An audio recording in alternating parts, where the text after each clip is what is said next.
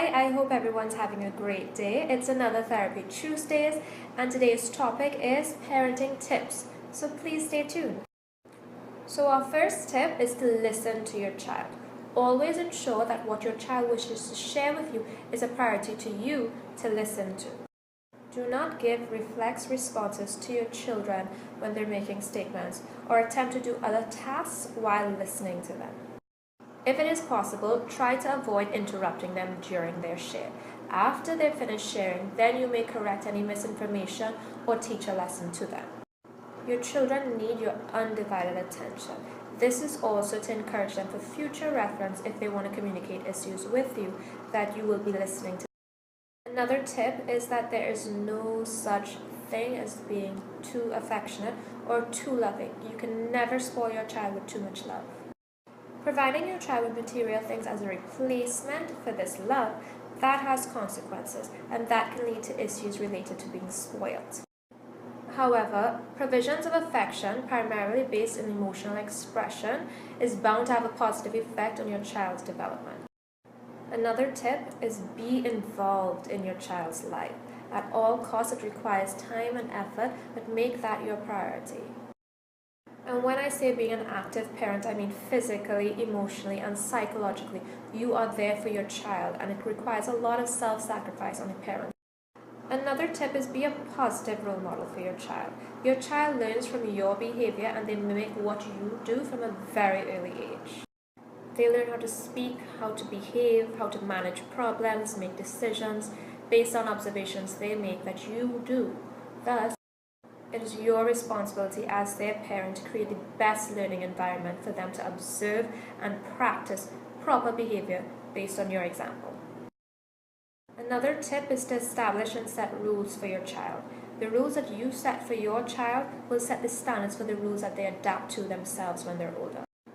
Always ensure that the rules are kept as a foundation, but there is still some small room for compromise, and discussion must be open. Non-negotiables must be identified up front, and rules and disciplinary tools must always be kept consistent. Explain your rules and your decisions. Always keep an open line of communication with your child with regards to what rules are being set and what decisions are being made. Base the level of explanation on the child's developmental age and their capacity to understand what you're speaking about. When a child has a firm understanding of practices and enforcements, they may be more inclined to acceptance.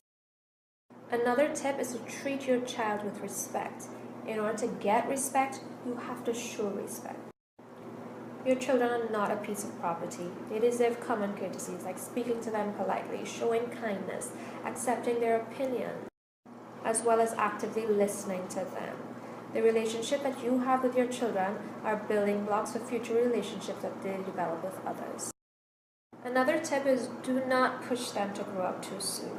I know you want them to mature, but they should be allowed to enjoy their childhood.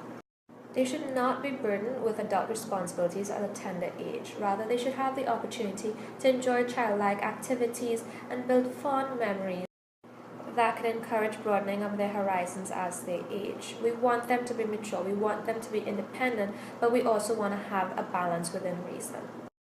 Another tip is to provide a supportive atmosphere. Create an environment that fosters nurturing in a hopeful and encouraging manner.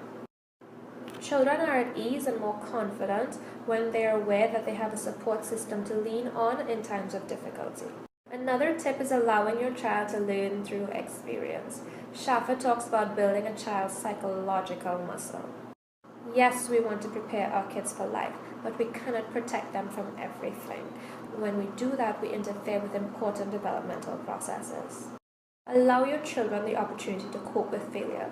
If you do that, then they will understand that perfection is not a reality, and if you do fail, then try again.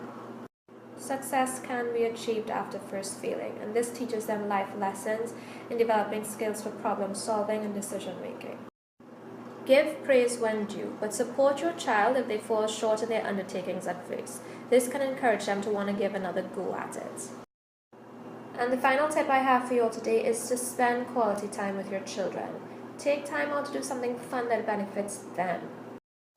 Find out at least one thing about your child's day every single day so that you maintain that friendly and honest relationship with your child. Eat breakfast or share dinner with them as family bonding time. When kids don't receive adequate attention from their parents, they may search for it from others outside of the home that may not be appropriate, or they may act in a rebellious manner to get that attention from their parents or from other adults. Family time does not need to be an extravagant event. Sometimes small gestures and simplistic, consistent routines can lead to long-term benefits. So that's it for today's Therapy Tuesdays. I hope it was informative. If you have any questions or any comments, feel free to message me as per usual. Do have a lovely day, and remember, each one teach one. Let us be the change we want to see in this world. Enjoy your day.